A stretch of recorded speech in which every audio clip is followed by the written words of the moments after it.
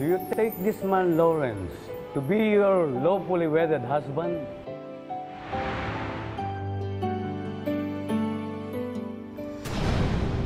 Dalawang babaeng magkaiba ang mundo. Kapag naging plastic surgeon ako mismo magtatanggal ng peklat ni nanay. May magkaibang pangarap. Joyce, anak, ikaw na lang ang pag-asa ko. Nag-aantay lang ako ng tamang opportunity. At magkaibang pagsubok na hinaharap. Itinuri kitang patay na! Batas ako.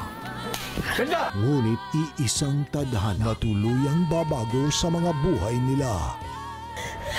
Kilala na kita! Ginagawa mo na to para masaktan ang pamilya ko. Nasaan ang kaligayahan na naranasan natin? Beautiful Strangers, 8:30 p.m. sa GMA Telebabad.